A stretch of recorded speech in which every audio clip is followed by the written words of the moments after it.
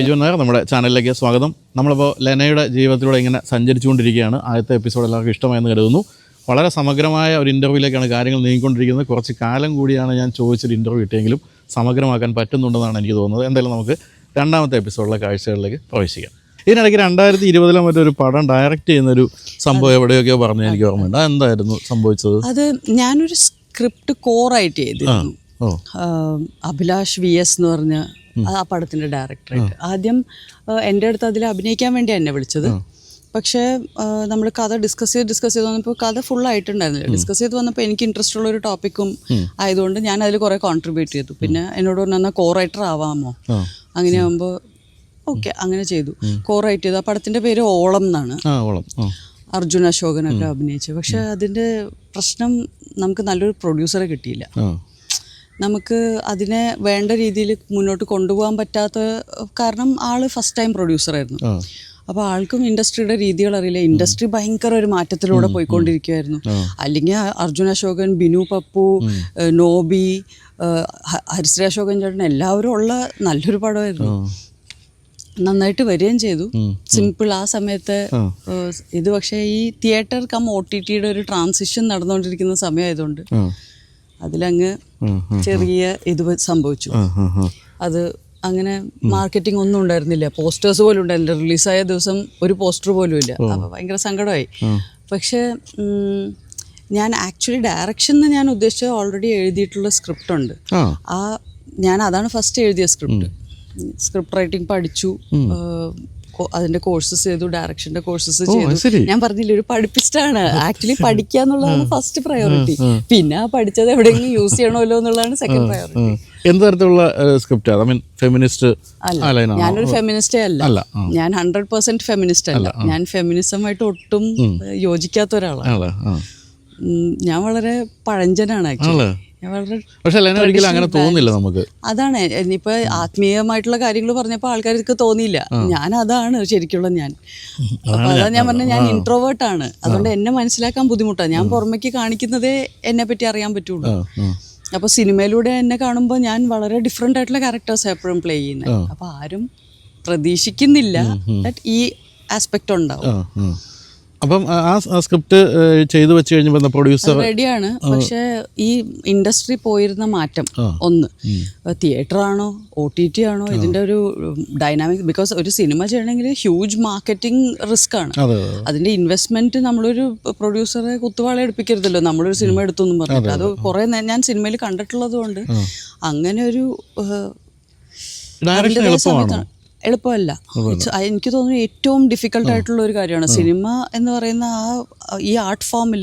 അതിലെ ഏറ്റവും ഡിഫിക്കൽട്ടായിട്ടുള്ള മേഖലയാണ് ഡയറക്ഷൻ. അതിലെ ഏറ്റവും ആർട്ടിസ്റ്റിക്കായിട്ട് കൊണ്ടുവരാവുന്ന കാര്യങ്ങളാണ് സിനിമാറ്റോഗ്രഫിയും ആർട്ട് ഡയറക്ഷനും. പക്ഷേ ഏറ്റവും ഡിഫിക്കൽട്ട് എന്ന് പറഞ്ഞാൽ ആർട്ടും വേണം, മാനേജീരിയൽ സ്കിൽസും വേണ്ട ഒരു പോർഷൻ ഡയറക്ഷനാണ്. ഏറ്റവും എളുപ്പമുള്ള പോർഷൻ എന്ന് പറയുന്നത് നാച്ചുറലി ടാലന്റഡ് ആയിട്ടുള്ള ആക്ടർ ആണെങ്കിൽ it is the most easy thing. നിങ്ങൾ വരിക, നിങ്ങളുടെ പണി ചെയ്യുക, പോവുക, ഒന്നും അറിയണ്ട. വരിക, ആക്ഷനും കട്ടിനും ഇടയ്ക്ക് നമ്മൾ നമ്മുടെ ജോലി ചെയ്യുക, പോവുക. സിനിമയിൽ ഏറ്റവും ഈസി എന്ന് പറയില്ല ഞാൻ, പക്ഷെ ബാക്കിയുള്ളവരുടെ റെസ്പോൺസിബിലിറ്റി വെച്ച് നോക്കുമ്പോൾ നമുക്ക് നമ്മുടെ മേലെ മാത്രം റെസ്പോൺസിബിലിറ്റി ഉള്ളൂ. പിന്നെ നമുക്ക് ഓൾറെഡി ഗോഡ് ഗിവൻ ഗിഫ്റ്റ് ഉണ്ടെങ്കിൽ ഹാർഡ് വർക്ക് ഇല്ല. ഭയങ്കര ഹാർഡ് വർക്ക് ചെയ്യുന്ന മെത്തേഡ് ആക്ടിങ് ഒക്കെ യൂസ് ചെയ്ത് പഠിച്ച് വന്ന് ചെയ്യുന്നവരുമുണ്ട്. പക്ഷെ അത് കുറച്ചുകൂടി ഡിഫിക്കൽട്ടാണ്. പക്ഷേ എങ്കിൽ ഇപ്പോൾ ഒറ്റയ്ക്ക് ഇരിക്കാനൊക്കെ ആഗ്രഹിക്കുന്ന ആ ടൈപ്പ് ഒരു മൈൻഡ് സെറ്റ് ഉള്ള ലെന ഒരു വലിയ ടാസ്ക് അല്ലേ ഒരു ഡയറക്ഷൻ എടുത്തു വെക്കുക എന്ന് പറയുന്നത്? എത്രയോ കാലത്തെ തീർച്ചയായും രണ്ട് തരത്തിലുള്ള സ്ട്രെയിനും, ശാരീരികമായ സ്ട്രെയിനും. ഞാൻ തന്നെ സ്ക്രിപ്റ്റ് ചെയ്ത പടമേ എനിക്ക് ഡയറക്റ്റ് ചെയ്യാൻ പറ്റുള്ളൂ എന്നുള്ളത് എനിക്ക് ഓൾറെഡി ബോധ്യമുണ്ട്. എനിക്ക് വേറൊരാളുടെ മനസ്സിൽ കണ്ട പിക്ചർ എനിക്ക് ഇവിടെ തിരിച്ച് റീപ്രൊഡ്യൂസ് ചെയ്യാൻ പറ്റും തോന്നുന്നില്ല. അപ്പോൾ ഞാൻ എഴുതിയിരിക്കുന്ന സ്ക്രിപ്റ്റ് എനിക്ക് വളരെ അടുത്ത് ഉള്ള ഒരു ടോപ്പിക്കാണ്. എന്നാൽ അത് എല്ലാവരുമായിട്ട് ബന്ധമുള്ള, എല്ലാവർക്കും എന്താ പറയുക, പ്രാധാന്യമുള്ളൊരു ടോപ്പിക്കാണ്. എല്ലാവർക്കും, ഏതൊരു മനുഷ്യനെയും എഫക്റ്റ് ചെയ്യുന്നൊരു ടോപ്പിക്കാണ്. ആ പടത്തിലെ സ്ക്രിപ്റ്റ് ബേസ്ഡ് ആയിട്ട് ഒരുപാട് കാര്യങ്ങൾ ആക്ച്വലി എൻ്റെ ലൈഫിൽ സംഭവിച്ചു. അപ്പോൾ ഇനി ആ സിനിമ എടുക്കാൻ ഇനിയും സമയമുണ്ട്. പിന്നെ അതിനെനിക്ക് നന്നായിട്ട് ട്രാൻസ്ഫോർമേഷൻ ചെയ്യാൻ പറ്റുന്നൊരു ആക്ടർ വേണം. ഒരു വളരെ ഇമോഷണലി ചാർജ്ഡ് ആയിട്ടുള്ള ഒരു ഫിലിം ആയിരിക്കും. അല്ല ഇപ്പോൾ ലെന വിചാരിച്ച ആരെയും അങ്ങനെ ഒരു നടന്മാരെ നടിമാരെ കിട്ടാനുള്ള ബുദ്ധിമുട്ടൊന്നും ഇല്ലല്ലോ. ഇല്ല, പക്ഷെ നമുക്ക് എക്സാക്ട്ലി ആ ക്യാരക്ടർ നമ്മുടെ മനസ്സിൽ കണ്ട ക്യാരക്ടറായിട്ട് സ്പാർക്ക് ആവുന്ന ഒരു ആക്ടറും ആക്ട്രസ് ബുദ്ധിമുട്ടാണ്, കിട്ടാൻ പാടാണ്. ശരി. അപ്പോൾ അത് നമുക്ക് അവരെ പ്ലേസ് ചെയ്ത് അവരിത് ചെയ്യുമ്പോൾ എങ്ങനെ ഇരിക്കും എന്നുള്ളത് ഇതുവരെ അങ്ങനെ സ്പാർക്ക് ആയിട്ടില്ല. പിന്നെ എനിക്കൊരു തിരക്കുമില്ല, എനിക്കിപ്പോൾ ഒരു ഡയറക്ടറായിട്ട് എസ്റ്റാബ്ലിഷ് ആവണമെന്നൊന്നും അങ്ങനെ ഒരു ഡ്രീമൊന്നുമില്ല. ഇപ്പം പ്രശാന്തിൻ്റെ കാര്യത്തിൽ പ്രശാന്ത് എത്തരത്തിലുള്ള ഒരു സപ്പോർട്ടാണ് ഇത്തരം കാര്യങ്ങളിലൊക്കെ? നീ ഡയറക്റ്റ് ചെയ്യും എന്ന് പറയുന്ന പ്രശാന്തേട്ടൻ നീ ഡയറക്റ്റ് ചെയ്യുന്നുള്ളതല്ല, എന്തായി നമുക്ക് ഡയറക്റ്റ് ചെയ്യണ്ടേ എന്ന് പറയുന്ന ആളാണ്. എന്നുവെച്ചാൽ എൻ്റെ ചുറ്റിനും എപ്പോഴും വളരെ എന്നെ പ്രോത്സാഹിപ്പിക്കുന്ന ആൾക്കാരാണ് എപ്പോഴും ഉണ്ടായിട്ടുള്ളത്. എൻ്റെ പേരൻസ് ആണെങ്കിലും ഇപ്പോൾ പ്രശാന്തേട്ടനാണെങ്കിലും ഞാൻ ഈ തണുപ്പൻ മട്ട എപ്പോഴും ഒരു ബാക്ക് ഫുട്ടിലാണ്. ഇപ്പോൾ നമ്മുടെ ഇൻ്റർവ്യൂ തന്നെ നമുക്കത് കാർ വാങ്ങിച്ചിട്ട് ചെയ്താൽ പോരെ, എൻ്റെ കാലശേഷമായി പോരുന്നത് സംഭവിച്ചതാ. നമുക്ക് കാർ മേടിച്ച് കഴിഞ്ഞിട്ട് പോരെ, നമുക്ക് വീട് വെച്ച് കഴിഞ്ഞിട്ട് പോരെ എന്ന് വെച്ചാൽ എന്താ ഇപ്പം ധൃതി, എന്തിനു വേണ്ടി എന്നുള്ളൊരു ലേഡ് ബാക്ക് സ്വഭാവം കുറേ ഉണ്ട്. അപ്പോൾ എന്നെ ഇങ്ങനെ മുന്നോട്ട് പുഷ് ചെയ്യുന്നവർ എൻ്റെ ഇമ്മീഡിയറ്റ് ഫാമിലിയാണ്. അതിലിപ്പോൾ പ്രശാന്തേട്ടന് അവാർഡ് കൊടുക്കണം, നമ്മളെ കൊണ്ട് കാര്യങ്ങൾ ചെയ്യിപ്പിക്കും. ആള് ഭയങ്കര എന്താ പറയുക, എനർജറ്റിക് ആൻഡ് എക്സ്ട്രോവേർട്ടാണ്. ടോട്ടൽ എൻ്റെ ഓപ്പോസിറ്റാണ്. എക്സ്ട്രോവേർട്ടാണ്, ആൾക്കാരായിട്ട് മിങ്കിൾ ചെയ്യാൻ ഇഷ്ടമാണ്, ആൾക്ക് സോഷ്യലൈസ് ചെയ്യാൻ ഇഷ്ടമാണ്, ആൾക്കാരായിട്ട് സംസാരിച്ചാണ് കൂടുതൽ കാര്യങ്ങൾ പഠിക്കുന്നത്. ഞാൻ ഈ പുസ്തകത്തിൽ വായിച്ച് മാറിയിരുന്ന് ഞാൻ പഠിച്ചോളാം എന്നുള്ള ലക്ഷണമുണ്ട്. എന്നെ കുറെ നന്നാക്കി ഓൾറെഡി. എന്നെ സിനിമ നന്നായിട്ട് കാണാൻ സിനിമ കാഴ്ച കുറവായിരുന്നു. ഞാൻ സിനിമ അങ്ങനെ വളരെ സെലക്റ്റീവായിട്ടേ കാണുള്ളായിരുന്നു. എല്ലാവരും ഭയങ്കരമായിട്ട് പറഞ്ഞ ഒരു സിനിമയൊക്കെ പോയി കാണുള്ളൂ. എനിക്കെന്താ വെച്ചാൽ ഒരു സിനിമ നന്നായിട്ടില്ലെങ്കിൽ, അതായത് അതിൻ്റെ എന്നെ അത് കുറെ നാളത്തേക്ക് എഫക്റ്റ് ചെയ്യും. അയ്യോ ഇത്രയും സാധ്യത ഉണ്ടായിരുന്നു. പക്ഷെ അത് അപ്പോൾ ഞാൻ എല്ലാവരും ഹൈലി റെക്കമെൻഡഡ് പടങ്ങൾ മാത്രം പോയി കാണുന്ന ഒരാളാണ്. അതൊക്കെ മാറ്റി തന്നു. അങ്ങനെ അടുത്ത കാലത്ത് കണ്ടതിൽ ഏറ്റവും ഇഷ്ടപ്പെട്ട സിനിമ ഏതാ? ഉള്ളൊഴുക്ക് എനിക്ക് ഭയങ്കര ഇഷ്ടപ്പെട്ടു. അതിൽ ഉർവശി ചേച്ചി ഒരു രക്ഷയില്ല. ഇപ്പോൾ നാഷണൽ അവാർഡ് കിട്ടിയല്ലോ, ടോട്ടലി ഡിസേർവ്ഡ്. എനിക്ക് വിശ്വസിക്കാൻ പറ്റില്ലായിരുന്നു ഉർവശി ചേച്ചിക്ക് ഇതുവരെ നാഷണൽ അവാർഡ് ഉണ്ടായിരുന്നില്ല എന്ന്. അൺബിലീവബിൾ കാര്യമാണ് അതൊക്കെ. അയ്യോ നമുക്ക് വിശ്വസിക്കാൻ പറ്റില്ല. അപ്പോൾ ഉള്ളൊഴുക്ക് ഞാൻ ഈ അടുത്ത് കണ്ടതിൽ ഭയങ്കര ഇഷ്ടപ്പെട്ട ഒരു പടമായിരുന്നു. സ്വന്തമായിട്ട് അഭിനയിച്ച സിനിമകൾ അല്ലാതെ ഏറ്റവും ഇഷ്ടപ്പെട്ട സിനിമ അടുത്ത കാലത്ത് കണ്ടത്? അടുത്ത് എനിക്ക് ഔസേപ്പിൻ്റെ ഔസിയത്ത് വളരെ സാറ്റിസ്ഫൈങ് ആയിരുന്നു. പിന്നെ എന്നാലും എൻ്റെ അളിയ എൻ്റെ പുതിയ പടങ്ങളിൽ ഏറ്റവും ഫേവറേറ്റ്. എനിക്ക് വേണമെങ്കിൽ 2-3 വട്ടം കാണാൻ പറ്റുന്ന ഒരു പടമാണ്. ബിക്കോസ് ചിരിക്കാനുണ്ട്. അതിൽ ലെന എന്ന് പറയുന്ന വ്യക്തി ഇല്ല എവിടെയും. അതാണ് ആക്ച്വലി എനിക്ക് ആ ക്യാരക്ടറോട് നമ്മൾ തീരെ പ്രതീക്ഷിക്കാത്ത ഒരു സാധനമാണ് ലെനയിൽ നിന്ന് വന്നത് അതിൽ. അപ്പോൾ അപ്പാർട്ട് ഫ്രം സിനിമ ഒറ്റയ്ക്ക് ഇരിക്കുന്നത് ഇഷ്ടമാണ്, പിന്നെ വായന അല്ലേ? വായന ഏത് കാലം തൊട്ട് കൂടെയുണ്ട്? കുട്ടിക്കാലം മുതലേ ഉണ്ട്. ബിക്കോസ് എൻ്റെ അച്ഛൻ എപ്പോഴും കയ്യിലൊരു ബുക്കുള്ള ഒരാളാണ്. അച്ഛൻ എന്താ ചെയ്തിരുന്നത്? അച്ഛൻ സ്റ്റേറ്റ് ബാങ്ക് ഓഫ് ഇന്ത്യയിലായിരുന്നു. ഇപ്പോൾ വർഷങ്ങളായിട്ട് ഇപ്പോഴും ഫ്രീലാൻസ് ട്രെയിനിങ് ചെയ്യുന്നുണ്ട്. ആള് ബേസിക്കലി ബാങ്കിൽ മാനേജറിയൽ ലെവൽസിൽ പോയി കഴിഞ്ഞിട്ട് പിന്നെ സ്റ്റാഫ് ട്രെയിനിങ് കോളേജിലോട്ട് കയറി. അമ്മ ഹൗസ് വൈഫാണോ? അമ്മ പല പല ബിസിനസ്സസ് നടത്തിയിട്ടുള്ള ആളാണ്. ഇപ്പോൾ ഒരു വളരെ സക്സസ്ഫുൾ ഹോം ബേക്കറാണ്. തൃശ്ശൂർ വളരെ അറിയപ്പെടുന്ന ടീനാസ് ബേക്സ് വളരെ അറിയപ്പെടുന്ന വളരെ എന്താ പറയുക റെയർ ആയിട്ടുള്ള കേക്ക്സ്, സ്കൾപ്റ്റഡ് കേക്ക്സ്, അത് ഹാൻഡ് സ്കൾപ്റ്റിംഗ് ആണ് ചെയ്യുന്നത്. അതിൻ്റെ ഫിഗറിൻസ് ഒക്കെ. പിന്നെ ആളുടെ ക്രിസ്മസ് പ്ലം കേക്ക്സ് ഭയങ്കര ഫേമസ് ആണ്. വേൾഡ് വൈഡ് ഷിപ്പ് ചെയ്ത് പോകുന്ന കേക്ക്സും ഒക്കെ. ഇല്ലില്ല, എല്ലാം ഒറ്റയ്ക്ക് ചെയ്യും. അപ്പൊ അത്രയും അങ്ങനത്തെ ഓർഡേഴ്സേ എടുക്കുള്ളൂ. അതുകൊണ്ട് ബേക്കറി അങ്ങനെയൊന്നും ഇടാത്തത് ആളുടെ ഫ്ലെക്സിബിലിറ്റിക്ക് ആൾ വർക്ക് ചെയ്യുള്ളൂ. ഒരു ആർട്ടിസ്റ്റാണ് ബേസിക്കലി. അല്ല, നിങ്ങൾ രണ്ടുപേരും അച്ഛൻ്റെ അമ്മയുടെ ഞാൻ ആലോചിച്ചു ലെന എന്നൊരു പേരൊക്കെ ഇട്ടതൊക്കെ അല്ലെ? ശരിക്കും ആ കാലത്തൊന്നും പേര് ടീന എന്നാണ്. അച്ഛൻ വിചാരിച്ചു ലീന, ടീന ലീന. അപ്പൊ ഒരു LE വെച്ചിട്ട് TINA ആയതുകൊണ്ട് ഇത് LENA ലീന. പക്ഷെ എന്നെ വിളിച്ചു വന്നപ്പോൾ അച്ഛൻ നോർത്ത് ഈസ്റ്റിലായിരുന്നു ഈ പേരിട്ടപ്പോൾ. പേര് വന്നത് കൊച്ചിയിലേക്ക് ബൈ ലെറ്ററിലാണ് വന്നത്. LENA. ഓക്കെ, എന്നെ പേരിട്ടു. അച്ഛൻ 2 മാസം കഴിഞ്ഞിട്ടാണ് വരുന്നത്. ബിക്കോസ് അപ്പോൾ പ്രൊബേഷണറി ഓഫീസറായിരുന്നു SBIയിൽ. ലീവില്ല. അപ്പം മകള് ജനിച്ചിട്ട് 2 മാസം കഴിഞ്ഞിട്ടാണ് കാണുന്നത്. കാണുമ്പോൾ എല്ലാവരും ലെനാന്ന് വിളിക്കുന്നത് റെസ്പോണ്ട് ചെയ്യുന്നുണ്ട്. ഇനിയിപ്പോൾ പേര് മാറ്റണ്ടെന്ന് പറഞ്ഞാൽ അങ്ങനെ ശരിക്കുള്ള ഞാൻ ഉദ്ദേശിച്ചത് അല്ല, അച്ഛൻ ഉദ്ദേശിച്ചത് അങ്ങനെയാണ്. പക്ഷെ ഞാൻ ലെനയാണ്. പക്ഷെ നല്ല പേരാണ് കേട്ടോ, അത് വളരെ വ്യത്യസ്തമായ പേരാണ്. അത് ആക്ച്വലി നമ്മൾ വെസ്റ്റേൺ വേൾഡിൽ എനിക്ക് ഭയങ്കര സുഖം. ബിക്കോസ് ഞങ്ങൾ പുറത്തിപ്പോ US പോയപ്പോ പ്രശാന്ത് എന്ന് പറയുമ്പോൾ മറ്റേ ആൾക്കാർ അതിലേക്ക് പോകും ഇൻസ്റ്റന്റ്. അപ്പോൾ എന്നോട് ലെന എന്ന് പറഞ്ഞാൽ മതി. എന്തിനും ലെന എന്ന് പറഞ്ഞാൽ ഓർത്തിരിക്കാൻ എളുപ്പമാണ്. അവർക്ക് അവരുടെ കോമൺ നെയിമാണ്. എന്റെ മോളൊക്കെ UK അനുഭവിക്കുന്നുണ്ട്, മീനാക്ഷി. സായിപ്പന്മാരൊക്കെ വിളിക്കുന്നതായിട്ട് നമുക്ക് തന്നെ ശരി വരും. അത് പ്രശ്നവും. അപ്പൊ ഇത് സുഖമാണ്. ലെന വേൾഡ് വൈഡ് ഇന്റർനാഷണലി ഭയങ്കര സുഖമുള്ള പേരാണ്. ഇവിടെ പിന്നെ നമ്മളിപ്പോ 27 വർഷം കൊണ്ട് മലയാളികളുടെയും കോമൺ നെയിമായി. ഇപ്പൊ ഒരുപാട് മലയാളി കുട്ടികൾക്ക് ഈ പേരുണ്ട്. എന്നെ ഞാൻ ഇടയ്ക്ക് ചെറിയ കുട്ടികളെയൊക്കെ കാണും എവിടെയെങ്കിലും, ഇവളുടെ പേര് ലെന എന്നാണ് തോന്നുന്നത്.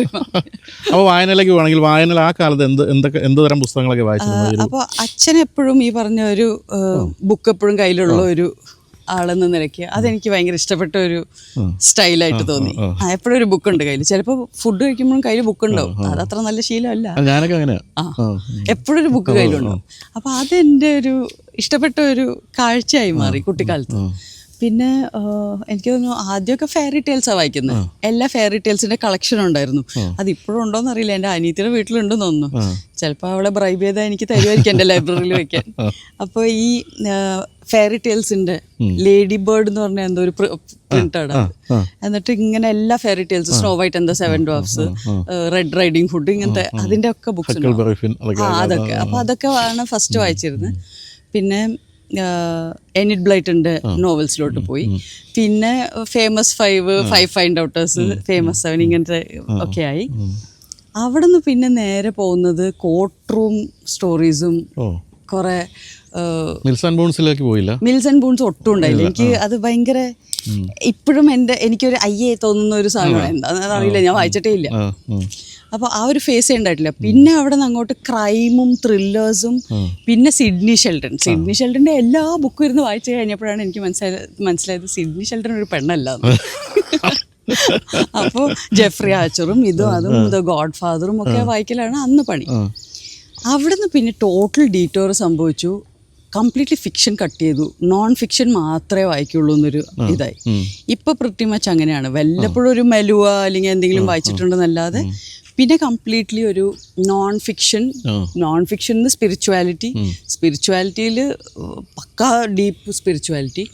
പിന്നെ ഈ പറയുന്ന ഇപ്പോൾ വിജ്ഞാൻ ഭൈരവ് തന്ത്ര എന്ന് പറഞ്ഞൊരു ബുക്ക് ലാലേട്ടൻ കാരണം വായിച്ച പിന്നെ ഡീപ്പായിട്ട് ഗ്രന്ഥങ്ങളിലേക്കുള്ള അതിൻ്റെ ഐട്രേഷൻസിലേക്കൊക്കെ പോയി. ഈ ലാലേട്ടനുമായിട്ട് ഇത്തരം സ്പിരിച്വൽ സാധനങ്ങൾ സംസാരിക്കാറുണ്ടോ? ഇല്ല, ലാലേട്ടൻ ആരോടും സ്പിരിച്വൽ കാര്യങ്ങൾ സംസാരിക്കില്ല. നമുക്ക് സംസാരിക്കാൻ താല്പര്യം ഉണ്ടാവും, പക്ഷെ ലാലേട്ടൻ സംസാരിക്കില്ല. ഈ എൻ്റെ ബുക്കിന്റെ ഏറ്റവും വലിയൊരു ഭാഗ്യം ലാലേട്ടൻ ഫോർവേഡ് എഴുതിയിട്ടുണ്ടെന്നുള്ളത്. ലാലേട്ടനെ കൊണ്ട് സ്പിരിച്വൽ ആയിട്ടുള്ള ഒരു കാര്യം പറയിക്കാൻ ഭയങ്കര തമാശ പറയുള്ളൂ. എല്ലാം ഇങ്ങനെ ലൈറ്റ് ആക്കി കളയല്ലേ ഉള്ളൂ, എസ്പെഷ്യലി ലൊക്കേഷനിലൊക്കെ. അന്ന് ഭഗവാൻ എന്ന് പറഞ്ഞ മൂവിയുടെ ലൊക്കേഷനിൽ ഞാൻ ഈ ഓഷോന്റെ കറേജ് എന്ന് പറയുന്ന ഒരു ബുക്ക് വായിച്ചുകൊണ്ടിരിക്കും. സമയമുണ്ട്, എല്ലാവരും വരാനും റെഡി ആവാനൊക്കെ സമയമുണ്ട്. അപ്പോൾ ലാലേട്ടൻ ഇങ്ങനെ നടന്ന് അകത്തേക്ക് കയറുമ്പോൾ എല്ലാം നോക്കുമല്ലോ, ലാലേട്ടൻ എല്ലാം ശ്രദ്ധിക്കും. അപ്പോൾ എന്താ വായിക്കുന്നതെന്ന് ചോദിച്ചു. ഞാൻ കറേജ് ഓഷോന്റെ ബുക്സാണോ വായിക്കുന്നത്? ഞാൻ പറഞ്ഞാൽ അങ്ങനെ വെരി ഗുഡ്, ഇതൊക്കെയാണോ? എന്നാൽ സീരിയസ് ആണെങ്കിൽ വിജ്ഞാൻ ഭൈരവ് തന്ത്ര വായിക്കുന്നു ജസ്റ്റ് പറഞ്ഞിട്ട് പോയി. പക്ഷേ അത് അന്ന് എന്നെ കളക്ട് ചെയ്ത് എനിക്ക് സിൽവിയ എന്ന് പറഞ്ഞ നമ്മുടെ ഒരു ഫ്രണ്ട് ഉണ്ട്, ഓഷോ കമ്മ്യൂണിലെ ലൈബ്രറി ബുക്ക് സ്റ്റോറിൻ്റെ ഒക്കെ പേഴ്സൺ. അപ്പോൾ അവർ എനിക്ക് ഈ ബുക്ക് അന്ന് തന്നെ കൊടുത്തു വിട്ടു. അന്ന് സ്റ്റാർട്ട് ചെയ്തു. അത് ഭീകര ഒരു ഗ്രന്ഥമാണ്, ഒരു ഏൻഷ്യൻ ഗ്രന്ഥമാണ്. അതിനെ ഓഷോ എന്താ പറയുക ട്രാൻസ്ലേറ്റ് ചെയ്ത് നമുക്ക് സിമ്പിൾ ലാംഗ്വേജിൽ ഓരോ സൂത്ര എക്സ്പ്ലെയിൻ ചെയ്യും. എന്നിട്ട് ഓഷോൻ്റെതായ സ്റ്റൈലിൽ അത് ഫുള്ളി പറഞ്ഞു തരും. 112 മെഡിറ്റേഷൻ ടെക്നീക്സ് ആണ് വിജ്ഞാൻ ഭൈരവ് തന്ത്ര എന്ന് പറഞ്ഞാൽ. അതിൻ്റെ beginning Devi Shakti asks Shiva what are you. ഇങ്ങനെ കൊണ്ടേ അയ്യോ നിങ്ങളിത് എന്താണ് എന്ന് ചോദിക്കുന്നിടത്ത് ശിവ പറയും I cannot tell you what I am but I can give you techniques എന്ന് വെച്ചാൽ തന്ത്രങ്ങൾ. അതാണ് തന്ത്ര. തന്ത്രങ്ങൾ പറഞ്ഞു തരാം. ഈ 12 എണ്ണം ഇതിൽ ഏതെങ്കിലും ഒരെണ്ണം മതി, പക്ഷെ 112 രീതിയിൽ ഞാൻ പറഞ്ഞു തരാം. ഇത് ചെയ്താൽ യു വിൽ എക്സ്പീരിയൻസ് മീ. ഇതാണ് വിജ്ഞാൻ ഭൈരവ് തന്ത്ര. 112 മെഡിറ്റേഷൻ ടെക്നിക്സ്. മെഡിറ്റേഷനിലോട്ട് എത്താൻ വേണ്ടിയിട്ടുള്ള ടെക്നിക്സ് ആണ്. എത്തിക്കഴിഞ്ഞാൽ you are going to encounter Shiva and you are going to realise that you are that. Shakti will realise that she is Shiva's Shakti. അത് ചെയ്തു തുടങ്ങിയോ ഇത്തരം? അത് ഞാൻ അന്ന് തുടങ്ങി. ഭഗവാൻ എന്നാണ് സിനിമയുടെ പേര്. ചെയ്തു. അത് എങ്ങനെ ഒരു പടം, അതിൻ്റെ സ്റ്റോറിയും ഇതിൽ പറഞ്ഞിട്ടുണ്ട്, ബുക്കിൽ ഞാൻ പറഞ്ഞിട്ടുണ്ട്. ഇതെന്താ സംഭവം എന്ന് വെച്ചാൽ 24 മണിക്കൂർ കൊണ്ടൊരു സിനിമ എടുക്കണം. അതാണ് ഭഗവാൻ. ഒരു ഗിന്നസ് റെക്കോർഡ് അറ്റംപ്റ്റ് ആയിരുന്നു. അങ്ങനെ ഉണ്ടായ ആ പടത്തിൻ്റെ ആ ഒരു ദിവസത്തിൽ ലാലേട്ടൻ ഭഗവാൻ എന്നുള്ള പേരുള്ള സിനിമയും ഈ കറക്റ്റായിട്ടുള്ള ഈ ടോപ്പിക്ക് പറഞ്ഞു തരുകയും അത് ഞാൻ വളരെ ഡെഡിക്കേറ്റഡ് പഠിപ്പിസ്റ്റ് എടുത്തു. ഇത്രയും ഉണ്ട് പുസ്തകം, ഇത്രയുണ്ട്. വിജ്ഞാൻ ഭൈരവ് തന്ത്ര ഒരു ചെറിയ ബുക്കല്ല, ഇത്രയും വലിയൊരു ഗ്രന്ഥമാണ്. എപ്പോഴും ഉണർന്നിരിക്കണല്ലോ. ആ പഠിപ്പിസ്റ്റ് മാത്രമേ ഉള്ളൂ ശരിക്കും. ബാക്കിയൊക്കെ അതിൻ്റെ ആഫ്റ്റർ മാത്താണ്, ബൈ പ്രോഡക്റ്റ് ആണ് ബാക്കിയെല്ലാം. അപ്പോൾ ഈ ബുക്ക് ഒരു 2.5 വർഷം എടുത്തിട്ടാണ് ആ 112 ടെക്നിക്ക് ചെയ്തത്. അല്ലാണ്ട് ചെയ്യാൻ പറ്റില്ല നമുക്ക്. അത് അതിൻ്റെതായ ഒരു രീതിയുണ്ട്, അതിൽ തന്നെ പ്രിസ്ക്രൈബ്ഡ് രീതിയുണ്ട്. അങ്ങനെ താന്ത്രിക് ടീച്ചിങ്സ് 112 ടെക്നിക്സ് 2.5 കൊല്ലം എടുത്ത് ചെയ്തു വരുമ്പോഴേക്കും കംപ്ലീറ്റ് അപ്പാടെ മാറി. അപ്പോൾ ഇത് 2008 2009 ആ സമയത്താണോ, എനിക്ക് എക്സാക്ട് ഡേറ്റ് ഓർമ്മയില്ല, 2007 ആണോ അറിയില്ല, ഭഗവാൻ നടന്നത്. അപ്പോൾ അതിനുശേഷം ഒരു പുസ്തകം എഴുതാൻ തീരുമാനിക്കുന്നു. പല തരത്തിലുള്ള പുസ്തകങ്ങൾ വായിച്ച് വളർന്ന ഒരാളാണ്. അപ്പോൾ നമ്മൾ പ്രതീക്ഷിക്കുന്ന പലപ്പോഴും ഫിക്ഷനൊക്കെ ആയിരിക്കും. പക്ഷേ വളരെ ഫിലോസഫിക്കലായിട്ടുള്ള ഒരു പുസ്തകത്തിലേക്കാണ് വന്നത്. അതും ദൈവം എഴുതുന്നതിന് മുമ്പ് തന്നെ ദൈവത്തിൻ്റെ ഓട്ടോബയോഗ്രഫി എഴുതിയ ആളാണ്. എന്താണ് അങ്ങനെ ആ ഒരു പുസ്തകത്തിലേക്ക് പോകാൻ കാര്യം? ദൈവമാണ് ദൈവത്തിൻ്റെ ഓട്ടോബയോഗ്രഫി എഴുതുന്നത് എന്നുള്ളത് ഈ ബുക്കിൽ തന്നെ ഒരു സെൻറ്റൻസ് ഞാൻ എഴുതിയിട്ടുണ്ട്. Anybody's autobiography is the autobiography of God, because ദൈവമല്ലാത്ത ഒന്നുമില്ല എന്നുള്ള കാഴ്ചപ്പാടിലാണ് ഇത് പറയുന്നത്. ഇപ്പൊ ഈ ഏത്തിയസ്റ്റ്സ് എന്ന് പറയുന്നവർക്ക് ദൈവം എന്നുള്ള ഈ വാക്കിനോടെ അവർക്ക് പ്രശ്നമുള്ളൂ. ആ ഡെഫിനിഷനും ആ വാക്കാണ് അവർക്ക് ഇഷ്ടമില്ലാത്തത്. അവർ ഈ ബുക്ക് ആക്ച്വലി ഏത്തിയസ്റ്റ് ആയിരിക്കും ഈ ബുക്ക് ഏറ്റവും കൂടുതൽ എൻജോയ് ചെയ്യുക. ഇതൊരു റിലിജിയസ് ബുക്കേ അല്ല, നമ്മൾ ക്ലാസിക്കലി പറയുന്ന ദൈവത്തിന്റെ ഒരു ഡെഫിനിഷനും അല്ല. അതുകൊണ്ടാണല്ലോ ദൈവത്തിന്റെ ആത്മകഥ എന്ന് പേരിടാൻ പറ്റുന്നത്. അപ്പം ഈ ബുക്ക് സത്യത്തിൽ എനിക്ക് എഴുതണം എന്ന് ഒരു ആഗ്രഹം ഉണ്ടായിട്ട് എഴുതിയതല്ല. ഞാൻ മുമ്പും ഇൻ്റർവ്യൂവിൽ പറഞ്ഞിട്ടുണ്ട്, ഇതെൻ്റെ ഒരു പ്രാരാബ്ധമാണ്. ആ പ്രാരാബ്ധം തീർക്കുക എന്നുള്ളതായിരുന്നു. നമ്മുടെ ഉറക്കം കെടുത്തുന്ന ഒരു പ്രോസസ്സാണല്ലോ എഴുത്ത്. എഴുതിയിട്ടുള്ളതുകൊണ്ട് അറിയാലോ, അതൊരു സുഖമുള്ള ഒരു പ്രോസസ്സ് അല്ലല്ലോ. അപ്പോൾ ആ സുഖമില്ലാത്തൊരു പ്രോസസ്സിലൂടെ നമ്മൾ പോകേണ്ടി വരുന്നത് അത് നമ്മുടെ പ്രാരാബ്ധമായതുകൊണ്ടാണ്. പക്ഷെ അത് വീണ്ടും തുടരില്ലേ പുസ്തകങ്ങളിലേക്ക്? ഇനി ഇതിപ്പോ തുടർന്നേ പറ്റൂ. ആ ഒരു ടാപ്പ് നമ്മൾ ഓപ്പൺ ചെയ്തു. ഇനിയിപ്പോ അതിലൊക്കെ ഇനി വരാൻ പോകുന്നതൊക്കെ ഇത്തരത്തിലുള്ള ഫിലോസഫിക്കലൊക്കെ ആയിട്ടുള്ള പുസ്തകങ്ങളാണോ? അല്ല. ഇനി ആക്ച്വലി പെൻഗ്വിൻ ആവശ്യപ്പെടുന്നത് ഇതിന്റെ ഒരു സീക്വൽ. പെൻഗ്വിൻ പബ്ലിഷ് ചെയ്തു, അത് മറ്റൊരു വലിയ കാര്യം അല്ലേ? അതെ, പെൻഗ്വിൻ പബ്ലിഷ് ചെയ്തു എന്നുള്ള വലിയ തുടക്കത്തിൽ ഫസ്റ്റ് വന്നപ്പം ലെനാന് പബ്ലിഷ് ചെയ്തു. പിന്നെ ഞാനത് ബീജ ഹൗസ് എന്ന് പറയുന്ന ഒരു പബ്ലിഷിംഗ് ഹൗസ് വഴി പബ്ലിഷ് ചെയ്തു. പിന്നെ ഉണ്ടായത് ഈ പറയുന്ന ട്രോള്, എൻ്റെ ആ ഒരു ഇന്റർവ്യൂ വൈറലാവുകയും, ഇതൊന്നും നമ്മുടെ കയ്യിലല്ലല്ലോ. ഇപ്പൊ എല്ലാവരും വൈറാലിറ്റിക്ക് വേണ്ടി ശ്രമിച്ചുകൊണ്ടിരിക്കുന്ന ഒരു ലോകത്ത് ഞാൻ വളരെ സത്യസന്ധമായിട്ട് ആദ്യമായിട്ട് സംസാരിച്ചപ്പോൾ എല്ലാവരും ഞെട്ടി. അത് വൈറലായി, അത് ട്രോളുകൾ വന്നു. അത് കാരണം ഈ book all India national bestseller ലിസ്റ്റിലോട്ട് കയറി. പെൻഗ്വിൻ ശ്രദ്ധിച്ചു, അവരിങ്ങോട്ട് കോൺടാക്ട് ചെയ്തു. വീണ്ടും ഞാൻ പറഞ്ഞില്ലേ, ഈ ജീവിതം ഇങ്ങോട്ട് വന്ന് ഷാർജ ബുക്ക് ഫെസ്റ്റിൽ ലോഞ്ച് ചെയ്യുന്ന ബുക്ക് എല്ലാം വേറെ ലെവലിലോട്ട് പോയി. അപ്പോൾ പെൻഗ്വിൻ ഇപ്പോൾ ആവശ്യപ്പെടുന്നത് ഓട്ടോബയോഗ്രഫി ഓഫ് ഗോഡസ് ആണ്. എനിക്ക് ആ ബുക്ക് എഴുതാൻ പേടി എന്താണെന്ന് വെച്ചാൽ, ദി ഓട്ടോബയോഗ്രഫി ഓഫ് ഗോഡ് ഒരു വളരെ പ്രാക്ടിക്കൽ ആയിട്ടുള്ള 5 steps ടു സ്പിരിച്വാലിറ്റി എന്ന് പറയുന്ന ഒരു ഈസി ലോജിക്കൽ സിസ്റ്റമാണ്. അതിൻ്റെ ഇടയിൽ ഞാൻ എൻ്റെ കഥകൾ പറഞ്ഞു പോയിട്ടുണ്ട്, എന്തുകൊണ്ട് ഇത് പറയുന്നു എന്നുള്ള റെഫറൻസ്. പക്ഷേ ഓട്ടോബയോഗ്രഫി ഓഫ് ഗോഡസ് എഴുതണമെങ്കിൽ അതിൽ എൻ്റെ ഇല്ലോജിക്കൽ ആൻഡ് ഇറാഷണൽ ആയിട്ടുള്ള സ്പിരിച്വൽ എക്സ്പീരിയൻസസ് എഴുതണം.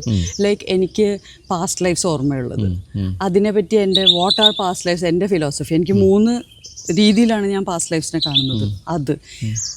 അതൊക്കെ പറഞ്ഞു കഴിയുമ്പോൾ ഒരുപക്ഷെ ആൾക്കാരെ അത് വഴി തെറ്റിക്കുകയോ, അവർ സ്പിരിച്വാലിറ്റി ഭയങ്കര മമ്പോ ജമ്പോ ആയിട്ടുള്ള, അത് ഡെഫിനറ്റ്ലി അതിൽ ആ ഘടകമുണ്ട്. പക്ഷെ അത് വളരെ പേഴ്സണലാണ്. ഓരോരുത്തരുടെയും എക്സ്പീരിയൻസ് ഡിഫറെൻ്റ് ആയിരിക്കും. ഞാൻ എൻ്റെ എക്സ്പീരിയൻസ് പറഞ്ഞു കഴിഞ്ഞാൽ ഇത് പോയിട്ട് കുറേ പേരെ ഇൻഫ്ലുവൻസ് ചെയ്യുമോ എന്നുള്ളൊരു പേടി കൊണ്ട് ഞാൻ ആക്ച്വലി ആ ബുക്ക് മുന്നോട്ട് എഴുതുന്നില്ല. അങ്ങനെയില്ല, കാരണം നമ്മൾ പലതരം പുസ്തകങ്ങൾ വായിക്കുന്നു, എല്ലാം നമ്മളെ ഇൻഫ്ലുവൻസ് ചെയ്യണമെന്നൊന്നുമില്ല, അല്ലേ? പക്ഷേ സ്പിരിച്വാലിറ്റിയെ ഇപ്പോൾ ഓട്ടോബയോഗ്രഫി ഓഫ് ഗോഡ് വളരെ സിമ്പിൾ ആയിട്ട് 5 സ്റ്റെപ്സിൽ how to go about a spiritual search and അതിൻ്റെ എക്സാക്ട് സ്റ്റെപ്സ് പറയുന്നൊരു ബുക്കാണ്. അത് ഓൾറെഡി ഒരുപാട് പേരെ എഫക്റ്റ് ചെയ്തു എന്നുള്ളത് എനിക്ക് ഇമെയിൽസും മെസ്സേജസിൽ നിന്നുമാണ് ഞാൻ അറിഞ്ഞത്. ദൈവമേ, ഇങ്ങനെയൊക്കെ ഇൻഫ്ലുവൻസ്ഡ് ആവും ആൾക്കാർ ഇങ്ങനത്തെ ഒരു ബുക്ക് വായിച്ചാൽ.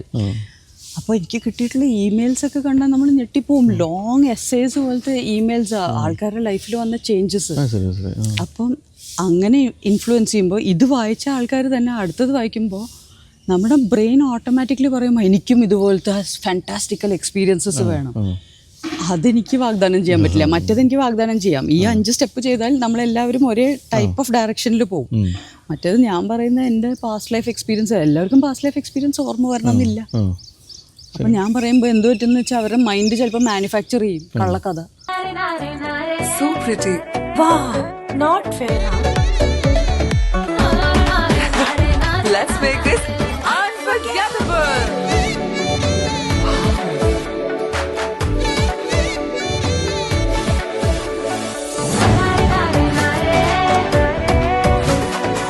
Make every wedding unforgettable with Joya Lucas Diamond Wedding Collection. Joya Lucas, world's favorite jeweler. എനിക്ക് ശരിക്കും പാസ്റ്റ് ലൈഫ് കൃത്യമായിട്ട് കിട്ടിയോ? അതെ, അത് കിട്ടിയെന്ന് വെച്ചാൽ എനിക്ക് അതിൻ്റെ ബാക്കിയുള്ള എക്സ്പീരിയൻസസും റിയൽ ലൈഫിൽ ഇപ്പോൾ ഈ ജന്മത്തിൽ അതിൻ്റെ ബാക്കി പത്രം എന്ന് പറയുന്ന പോലെ അതൊക്കെ തീർന്നു. മനുഷ്യ സ്ത്രീ തന്നെ ആയിരുന്നു കഴിഞ്ഞ ജന്മത്തിലും? അല്ല, ഞാൻ സ്ത്രീ അല്ലായിരുന്നു, പുരുഷനായിരുന്നു. 63 year old ബുദ്ധിസ്റ്റ് മോങ്ക് ആയിരുന്നു. അപ്പോൾ അതിൻ്റെ ഇടയിൽ ഒരു ബ്രീഫ് ലൈഫ് സ്പാൻ ഉണ്ട്, ഒരു 29 years വരെ ജീവിച്ച ഒരു ലൈഫ് സ്പാൻ ഉണ്ട്. ഇത് ഇന്ത്യ തന്നെയായിരുന്നു? അത് ഇന്ത്യയിലായിരുന്നു തൊട്ട് മുമ്പത്തെ 29 year old ലൈഫ് സ്പാൻ. അതിനു മുമ്പുള്ളത് നേപ്പാൾ, ടിബറ്റ് ആ സൈഡിലോട്ടായിരുന്നു. അവിടെ ഒരു ബുദ്ധിസ്റ്റ് മോങ്ക് ആയിരുന്നു. അവിടുത്തെ കാര്യങ്ങൾ എനിക്ക് ഓർമ്മയുണ്ട്. അവിടെ മരിക്കുമ്പോൾ വളരെ ക്ലിയർ ആയിട്ട്. എന്നിട്ട് ഞാൻ അതുകൊണ്ടാണ് നേപ്പാളിൽ പോയിട്ട് 2 മാസം ഒറ്റയ്ക്ക് മുട്ടയടിച്ചിട്ട് ട്രാവൽ ചെയ്തത്. എനിക്കത് മുട്ടയടിക്കുന്നതിന് മുമ്പ് അറിയില്ലായിരുന്നു. ഞാൻ ശിവരാത്രിക്ക് തിരുവണ്ണാമലയിൽ ഒരു എക്സ്പീരിയൻസ് കഴിഞ്ഞിട്ട് നെക്സ്റ്റ് ഡേ ഞാൻ മുട്ടയടിക്കുക ചെയ്തത്. അപ്പോൾ ബുദ്ധിസമായിട്ടൊരു ബന്ധവുമില്ല. പക്ഷേ നേപ്പാൾ ട്രിപ്പ് ഒരു 2.5 months ഒറ്റയ്ക്ക് ഒരു സോളോ ട്രിപ്പ് നേപ്പാളിൽ കറങ്ങി അന്നപൂർണ സർക്കിട്ട് ട്രക്ക് ചെയ്യുന്നു. അതൊക്കെ ഞാൻ ഫുള്ളി മുട്ടത്തലയായിട്ട് ഇങ്ങനെ നടക്കുമ്പോൾ എല്ലാവരും വിചാരിക്കുന്ന അവിടെ മോങ്ക്സ് കോമൺ ആയതുകൊണ്ട് എന്നെ ആനി എന്ന് വിളിക്കും. Annie means monk, lady monk. അപ്പോൾ അതിൻ്റെ വേറെ കുറേ വളരെ പേഴ്സണൽ ആയിട്ടുള്ള എക്സ്പീരിയൻസസ് ഉണ്ടായി. അപ്പോൾ അവിടെ ചെല്ലുമ്പോൾ കൃത്യമായിട്ട് നമ്മുടെ പഴയ ജന്മത്തിലുള്ള സ്ഥലങ്ങൾ കാണുമ്പോൾ ഐഡന്റിഫൈ ചെയ്ത് പോകുമായിരുന്നു? അല്ല, കാണാൻ പോലും ഞാൻ നിന്നില്ല. ബിക്കോസ് ഞാൻ അതെ, അതുകൊണ്ട് അന്നപൂർണ സർക്യൂട്ട് ചെയ്യുമ്പോൾ നമ്മൾ ജോംസോം എന്ന് പറഞ്ഞൊരു സ്ഥലത്ത് കടക്കണം. ഞാനത് കടക്കാതെ അവിടെ ബൈപ്പാസ് ചെയ്തങ്ങ് പോന്നു. ജോംസോമാണ് നമ്മുടെ സ്ഥലം. ജോംസോമാണ് സ്ഥലം. അപ്പോൾ എനിക്കറിയില്ലായിരുന്നു. ഞാൻ ആ മാപ്പിൽ നോക്കിയിട്ട് മുക്തിനാഥ് വരെ ട്രക്ക് ചെയ്ത് താഴെ വന്നു. മുക്തിനാഥിൽ എത്തിക്കഴിഞ്ഞു. മുക്തിനാഥിൽ നിന്ന് അങ്ങോട്ട് പിന്നെ പോകാൻ എനിക്ക് വയ്യ, എനിക്ക് പറ്റുന്നില്ല, എനിക്ക് തോന്നുന്നില്ല. ഞാൻ പോയി നോക്കി എന്താ കാര്യം നോക്കിയപ്പോൾ ജോംസോമിന് മുമ്പ് ജോംസോം വരെ എത്തി. നെക്സ്റ്റ് സ്റ്റോപ്പ് നമുക്ക് പറ്റില്ല. അപ്പോൾ ഈ സ്ഥലത്തിൻ്റെ പേരാണ് ഫസ്റ്റ് എൻ്റെ പാസ്റ്റ് ലൈഫ് ഓർമ്മയിൽ വന്ന ഒരു പേര്. അപ്പോൾ ഞാൻ വിചാരിച്ചു ടിബറ്റിലാണെന്ന്. മാർപ്പ എന്ന് പറഞ്ഞൊരു സ്ഥലമാണ് എൻ്റെ മനസ്സിൽ വന്നത്. സോ എനിക്ക് ജോഗ്രഫിയും ഹിസ്റ്ററിയും വളരെ വീക്കായതുകൊണ്ട് ഞാൻ പോയി തപ്പിയെടുത്ത്, അന്നാണെങ്കിൽ ഇൻ്റർനെറ്റ് ഇത്ര സാവി അല്ല എനിക്കിത് ഓർമ്മ വന്ന കാലത്ത്. പിന്നീട് ഞാൻ പോയത് സെർച്ച് ചെയ്തപ്പോൾ മാർപ്പ ഇസ് ഇൻ ടിബറ്റ്. ഞാൻ ഓക്കെ, പക്ഷെ മാർപ്പ അല്ലായിരുന്നു, സ്ഥലത്തിൻ്റെ പേര് മാർഫ എന്നാണ്. It is next stop from Jomsom. ഞാൻ അവിടെ പോയില്ല, ഞാൻ കാല് കുത്തിയില്ല അവിടെ. ഞാൻ അവിടെ നിന്ന് ബൈപ്പാസ് ചെയ്ത് പോന്നു.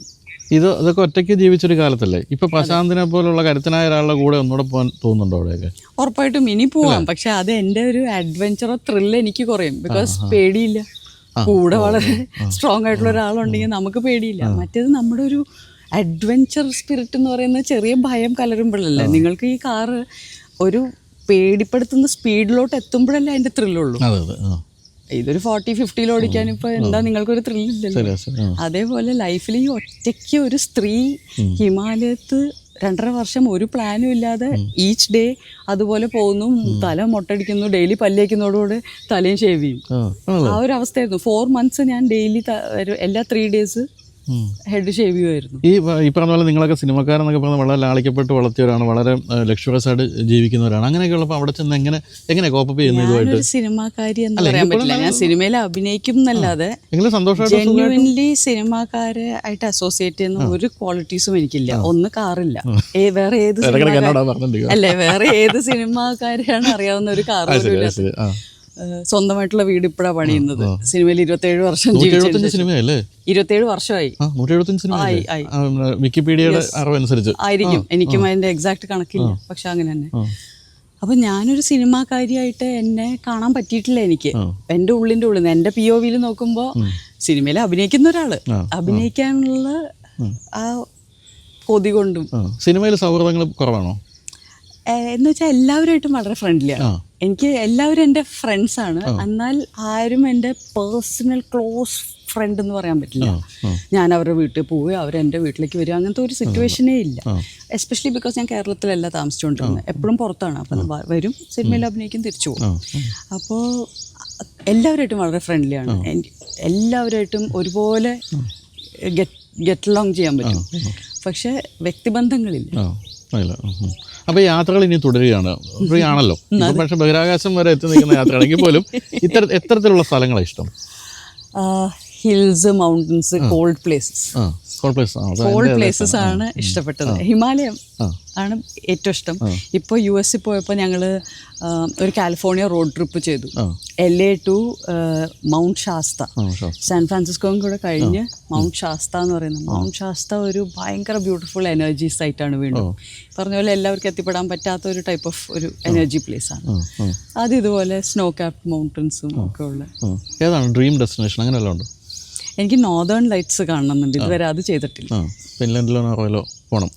അതല്ലാതെ ഇനിയും നമ്മൾ അത്ര പോപ്പുലർ ഡെസ്റ്റിനേഷൻസ് അല്ലാത്ത മൂർമാൻസ്ക് എന്ന് പറഞ്ഞ് സെന്റ് പീറ്റേഴ്സ്ബർഗിൽ നിന്ന് ഒരു 1 hour ഫ്ലൈറ്റിൽ പോയാൽ അത് നോർത്ത് പോളിന്റെ ലാസ്റ്റ് സിറ്റിയാണ്. അവിടെ ഉണ്ട് നോർത്തേൺ ലൈറ്റ്സ്. ഐ തിങ്ക് അങ്ങനെ എവിടെയെങ്കിലും ആയിരിക്കും ഞാനൊക്കെ കൂടുതൽ പോകാൻ സാധ്യത. ലോണർ ആയതുകൊണ്ട് തിരക്ക് വേണ്ട. അതെ അതെ അതെ, അതും അതിമനോഹരമായ സ്ഥലമാണ്. അതിന്റെ അവിടുന്ന് വീണ്ടും ടെറിബിറക്ക എന്ന് പറഞ്ഞ ലാസ്റ്റ് വില്ലേജ് ഉണ്ട് നോർത്ത് പോളില്.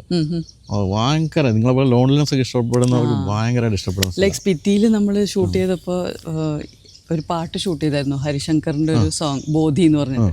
ഈ തല ഷേവ് ചെയ്ത ആ സ്റ്റേറ്റിലാണ് അവിടെ ഷൂട്ട് ചെയ്തത്.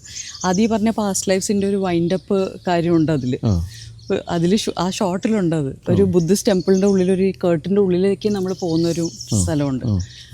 അവിടെ നമ്മൾ എന്തെങ്കിലും ആവശ്യപ്പെട്ടാൽ അത് നടന്നിരിക്കും എന്ന് പറയും. പക്ഷേ you have to come back there to say thank you. അപ്പൊ പണ്ട് നമ്മൾ ചോദിച്ചു, കാര്യം നടന്നു, തിരിച്ചു വരാൻ പറ്റിയില്ല. ഇപ്പോ സിനിമ ഷൂട്ടിങ്ങോ എന്തോ ഗൈസിൽ, പക്ഷെ അതേ വേഷത്തിലാണ് വന്നിരിക്കുന്നത്. വന്നു, അത് കംപ്ലീറ്റ് ചെയ്തു. അതിനുശേഷം നമ്മുടെ ലൈഫിൽ കുറെ ബ്ലോക്സ് ഫീൽ ചെയ്യുന്നതൊക്കെ ഓപ്പൺ അപ്പ് ആവുന്നത് നമുക്ക് അറിയാൻ പറ്റും. അത് നമ്മൾ സ്പിരിച്വലി സെൻസിറ്റീവ് ആയതുകൊണ്ടും എനർജീസിന്റെ മൂവ്മെന്റ് നമ്മൾ പഠിക്കുന്നതുകൊണ്ടാണ് അതറിയുന്നത്. അപ്പൊ ഇങ്ങനത്തെയൊക്കെ എക്സ്പീരിയൻസസ് ഞാൻ ഈ ഓട്ടോബയോഗ്രഫി ഓഫ് ഗോഡസിൽ എഴുതിയാൽ അത് ഏത് രീതിയിൽ വായനക്കാരനെ അഫക്റ്റ് ചെയ്യുന്നുള്ളൊരു എനിക്കിപ്പോഴും അതിൻ്റെ ഒരു ഗ്രീൻ ലൈറ്റ് കിട്ടിയിട്ടില്ല. ആദ്യത്തെ പുസ്തകം വേണ്ട രീതിയിൽ അക്സെപ്റ്റ് ചെയ്യപ്പെട്ടു. അത് ഞാൻ ഇപ്പോൾ പറഞ്ഞാൽ ലെന ആ സമയത്ത് ഇന്റർവ്യൂ കൊടുത്തപ്പോൾ ലെനയുടെ കിളി പോയി എന്നൊക്കെ പറഞ്ഞുള്ള മറ്റു പല കമന്റ്സും വന്നു. പക്ഷെ അങ്ങനെ അല്ലാതെ മലയാളികൾ സീരിയസ് ആയിട്ട് തന്നെ എടുത്തോ? മലയാളികൾ മാത്രമല്ല, നാഷണലി ആൻഡ് ഇന്റർനാഷണലി അതിന് അക്ലെയിം കിട്ടി എന്നുള്ളതാണ്. ഈ ലെന എന്ന നടിയുടെ ഫാൻസും ലെന എന്ന നടിയെ ഇഷ്ടപ്പെടുന്ന ആൾക്കാർക്കാണ് അയ്യോ ലെനയ്ക്ക് വട്ടായല്ലോ. ബിക്കോസ് അവരുടെ വിചാരം അവർക്ക് ലെനയെ അറിയാമെന്നാണല്ലോ. ഞങ്ങൾക്ക് 25 വർഷമായിട്ട് അറിയാം. പലരും പറയുന്നത് 25 വയസ്സായിട്ടുള്ളൂ അവർക്ക്. ഞാൻ ജനിച്ച അന്ന് മുതൽ കാണുന്നതാണ്. പക്ഷെ കാണുന്ന ലെന എന്ന നടിയാണ്. ലെനയെ പരിചയമില്ല എന്ന് അവർക്ക് മനസ്സിലായത് ആ ഇന്റർവ്യൂ കണ്ടപ്പോഴാണ്. അയ്യോ ഇതാരാ, എനിക്ക് ഇത് എൻ്റെ ലെന ഇങ്ങനെ അല്ല എന്ന് പറയുന്ന ഒരു റിയാക്ഷൻ ആയിരുന്നു അത്. അപ്പൊ എനിക്കത് വളരെ ക്യൂട്ടായിട്ടാണ് തോന്നിയത്. ട്രോൾസ് ഒക്കെ ഞാൻ തന്നെ ഷെയർ ചെയ്തു. എല്ലാ ട്രോൾസ് എനിക്ക് വരുമ്പോൾ ഞാൻ തന്നെ എൻ്റെ പേജിൽ ഷെയർ ചെയ്തിട്ട് അവരെ പ്രശംസിക്കുകയാണ് ചെയ്തത്. ബിക്കോസ് അവരാണ് എന്നെ ഈ ബുക്കിനെയും ഇപ്പൊ അത് എത്തേണ്ടടുത്ത് എത്തിച്ചത്. ഇപ്പൊ ഞാൻ ഹ്യൂസ്റ്റണിൽ റൈസ് യൂണിവേഴ്സിറ്റിയിൽ പോയി ഒരു ദിവസത്തെ ക്ലാസ് എടുത്തു. ഇതൊക്കെ ഈ ബുക്ക് കാരണമാണ്. എൻ്റെ ആ വശം ഇപ്പൊ ഈവൻ പ്രശാന്ത് ഏട്ടൻ എന്നെ കോണ്ടാക്ട് ചെയ്യാനോ എന്നെ ഇഷ്ടപ്പെടാൻ കാരണം ഈ ബുക്കിലെ കാര്യം. അതെ ശരി. ഓ അതും എഴുതി വെച്ചിരുന്നതാണ് അപ്പോൾ പുസ്തകം വഴി ഇങ്ങനെ ഈ പുസ്തകം വഴിയേ ലൈഫിൽ ഇനി വരേണ്ട മാറ്റങ്ങൾ വരുള്ളൂ. പ്രശാന്ത് നന്നായിട്ട് വായിക്കുന്ന ആളാണോ? അതെ. അയ്യോ, ഞാൻ പുസ്തകപ്പുഴുവാണെങ്കിൽ എൻ്റെ ഡബിളാണ്. ശരി. അതും ഞാൻ ഈ ടെക്നോളജിയും ഇതും സയൻസും അത്ര വായിക്കുന്നില്ലല്ലോ, പുള്ളി അതും വായിക്കും. ഓ ശരി. അപ്പൊ അതൊരു അഡിഷൻ. അപ്പൊ അത് വായിച്ചിട്ട് ലെനയുടെ നമ്പർ കണ്ടുപിടിച്ച് വിളിക്കാറില്ല? അല്ല, ഈ വൈറൽ വീഡിയോ തന്നെ ഈ വൈറാലിറ്റിയുടെ ഭാഗമായിട്ട് ഒരു വീഡിയോ വന്നത്, caption was Mohanlal is my spiritual guru. ഞാൻ അതല്ല പറഞ്ഞത്. ഞാൻ പറഞ്ഞത് ലാലേട്ടൻ ഗുരുസ്ഥാനത്തുള്ള ഒരാളാണ്, എനിക്ക് വിജ്ഞാൻ ഭൈരവ് തന്ത്ര പറഞ്ഞു തന്നു, അതുകൊണ്ട് എൻ്റെ ലൈഫ് ഇങ്ങനെ പോയി. നമ്മള് അപ്പോഴേക്കും തംബ്നെയിൽ ക്ലിക്ക് ബേറ്റ് കൊണ്ട് ഇങ്ങനെയായി ക്യാപ്ഷൻ. ആ ക്യാപ്ഷൻ പക്ഷെ ക്ലിക്ക് ബേറ്റ് വർക്ക് ചെയ്തത് എൻ്റെ ഫ്യൂച്ചർ ഹസ്ബൻഡിന്റെ മേലാണ്. എന്തായാലും നന്ദി, എല്ലാം നല്ലതിന് എന്ന് നമുക്ക് മനസ്സിലാവുന്ന അങ്ങനെയാണ്. നിങ്ങൾ ഫസ്റ്റ് കാണുന്നത് എങ്ങനെയാ? ഇതിനു ശേഷം സംസാരിച്ച് ആദ്യം ഫോണിൽ സംസാരിച്ച് ഈ വൈറൽ വീഡിയോ കാണുന്നു, എൻ്റെ നമ്പർ തപ്പിയെടുക്കുന്നു. രജനി ശ്യാം എന്ന് പറയുന്ന ഫ്രണ്ട്സായിട്ട് ചോദിച്ച്, ശ്യാമേട്ടൻ അഡ്വർടൈസിങ്ങിലായതുകൊണ്ട് ഒരു ആക്ട്രസിന്റെ നമ്പർ കിട്ടാൻ വഴിയുണ്ടാവും. അവരോട് പറഞ്ഞപ്പോൾ അവർ പറഞ്ഞു, പ്രശാന്ത് വട്ടായോ, ഒരു ആക്ട്രസിനെ വെറുതെ അങ്ങോട്ട് കോൺടാക്ട് ചെയ്യണോ? അല്ലല്ല, എനിക്ക് കോൺടാക്ട് ചെയ്യേണ്ട ആവശ്യമുണ്ട്. അന്നൊക്കെ 100-400 മെസ്സേജ് വരുന്ന സമയത്ത് ആ മെസ്സേജസിന്റെ ഇടയിൽ ഞാൻ ഈ മെസ്സേജ് ശ്രദ്ധിച്ചു എന്നുള്ളതാണ്. ഈ വൈറാലിറ്റി കാരണം ഭയങ്കര ബഹളമായിരുന്നു, എൻ്റെ ഫോൺ തൊടാൻ പറ്റില്ലായിരുന്നു, അങ്ങനെ റിങ് ചെയ്യും മെസ്സേജ് വരുന്ന ഒരു സമയമായിരുന്നു. അതിൻ്റെ ഇടയിൽ പ്രശാന്തേട്ടൻ്റെ മെസ്സേജ് കാണുന്നു, ഈ ബുക്കിനെ കുറിച്ച് പ്രശംസിച്ച് നമ്മുടെ ഇൻ്റർവ്യൂ കണ്ടു, അത് ഭയങ്കരമായിട്ട് ഇൻഫ്ലുവൻസ്ഡായി, എപ്പോഴെങ്കിലും ഒരു 5 മിനിറ്റ്സ് സംസാരിക്കാൻ താല്പര്യമുണ്ടെന്ന് പറഞ്ഞൊരു മെസ്സേജ് ആയിരുന്നു. എന്തോ കാരണം കൊണ്ട് ഞാൻ തിരിച്ചു വിളിച്ചു, ആരെയും വിളിക്കാത്ത ഞാൻ അന്ന് ആ കോള് തിരിച്ചു വിളിച്ചു. സംസാരിച്ച് വന്നപ്പോൾ പെട്ടെന്ന് ഭയങ്കര കണക്ട് ഫീൽ ചെയ്തു. ഞങ്ങളുടെ വീട്ടുകാരായിട്ട് സംസാരിച്ച എല്ലാ സൈഡിൽ നിന്നും ഓക്കെ, കല്യാണം നിശ്ചയിക്കുന്നു. ഫസ്റ്റ് മുഹൂർത്തം Jan 17th അന്ന് ഫിക്സ് ചെയ്തു, കല്യാണം നടക്കും. അത് ശരി. ഈ പറഞ്ഞ പോലെ സിനിമയിലൊക്കെ ഇത്രയും കാലം നിന്നിട്ട് അവിടെ ഒന്നും ആരെയും കണ്ടുപിടിക്കാതെ അവസാനം നമ്മുടെ പുസ്തകം വഴിയാണ് ആൾ വന്നത് അല്ലേ? അതും പുള്ളി വല്ലപ്പുഴ ഭൂമിയിൽ നിൽക്കുന്നത്, അങ്ങനെയുള്ള മനുഷ്യൻ അല്ലേ? ഞാനും വല്ലപ്പുഴ ഭൂമിയിൽ നിൽക്കണമെന്നുള്ളതായിരിക്കും.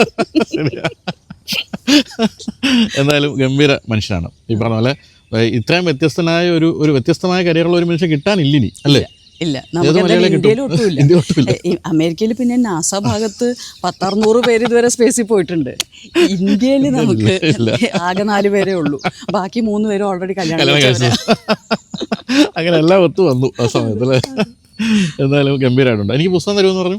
തീർച്ചയായും ഞാൻ നിങ്ങളുടെ വണ്ടിയിൽ തന്നെ വെച്ചിട്ടുണ്ട്.